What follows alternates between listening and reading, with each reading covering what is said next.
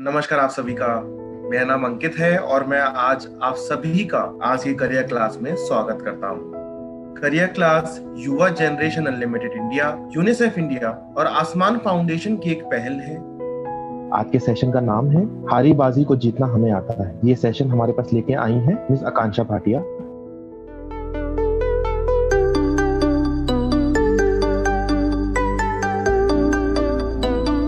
तो जो सबसे पहली चीज है, जैसा मैंने कहा कि जो तुलना होनी चाहिए, जो हमारा कंपटीशन होना चाहिए, अगर आप वाकई ही सफल होना चाहते हैं और अपने आप को असफलता से दूर रखना चाहते हैं, उसकी निराशा से दूर रखना चाहते हैं, तो कंपटीशन अपने आप से कीजिए। ठीक है।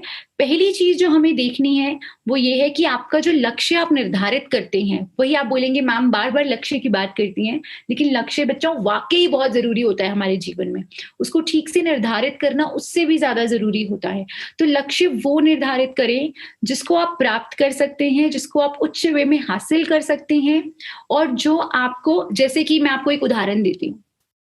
जैसे मान लीजिए पिछली बार किसी सब्जेक्ट में कमजोर हूं, मान लीजिए गणित में कमजोर हूं, मेरे पिछली बार 55 अंक आए, मेरी फ्रेंड के 90 अंक आ गए क्योंकि वो बहुत अच्छी है।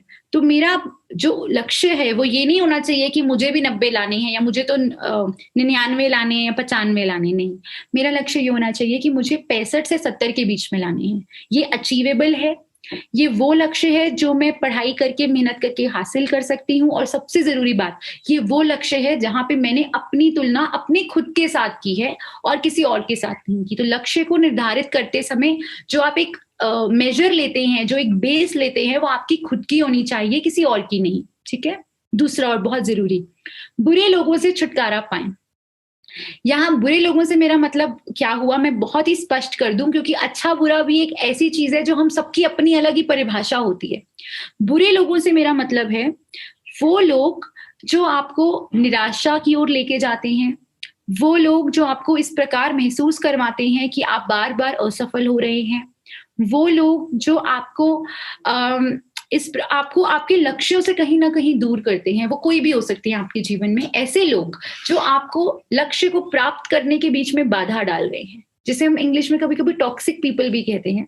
तो उन लोगों से आप कोशिश करिए कि एक दूरी बना के रखें, उनकी बातों को अपने मन पे ज्यादा हावी ना होने दें, और आप अपनी दिशा में चलते चले जाएं। रास्ता लंबा ही सही, लेकिन उस पे कदम बढ़ाना शुरू कीजिए। अटके मत रहिए, एक जगह पे खड़े मत रहिए, आप चलते रहिए। कोई कुछ भी बोले, आप उनकी बातों पे ज्यादा गौर ना दें।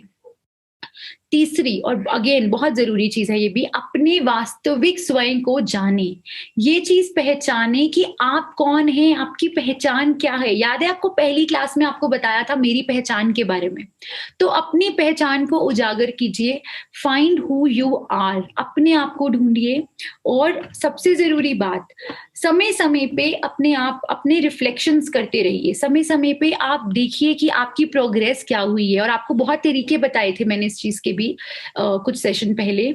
ये भी बताया था कि आप डायरी लिख सकते हैं। लिखिए, आप लिखिए आपको क्या लगता है, आपने एक महीने में क्या सक्सेस हुई है आपकी, लिखिए। चाहे वो एक चीज आपने करी हो, कोई नई चीज सीखी, पुराना कोई टॉपिक था जो बहुत मुश्किल था, आपको पहले समझ नहीं आ रहा था, आप उसके सवाल का जवाब नहीं ढूंढ पा रहे थे, अब आपने ढूंढ लिया। तो ये भी एक छोटी सी सफलता है। इसको लिखते चले जाइए और देखिए कि आप कहाँ तक पहुंच रहे हैं। और ये जानिए कि आप क्या बनना चाह रहे हैं जिंदगी में। आपका अपना खुद का लक्ष्य क्या है। वो लक्ष्य वो नहीं होना चाहिए जो कोई और चाहता है कि आप पूरा करें। वो लक्ष्य वो होना चाहिए जो आप अंदर से खुद से चाहते हैं।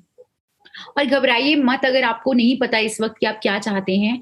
इतना आसान नहीं होता, तुरंत हमें नहीं पता चलता कि हम क्या चाहते हैं। स्पेशली जब हम स्कूल में होते हैं, 9, 10, 11, 12 वाली जो क्लासेस होती हैं, इतना पढ़ाई का भी प्रेशर रहता है।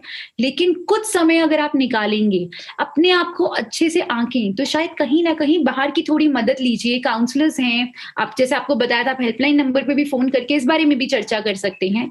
पूछिए उनसे कि आप क्या कर सकते हैं। और वहां अपने स्वयं को पहचानने के बाद अपने आप से जो प्रतिस्पर्धा आप करेंगे, वहां पे आपको सफलता मिलने के पूरे चांसेस होते हैं।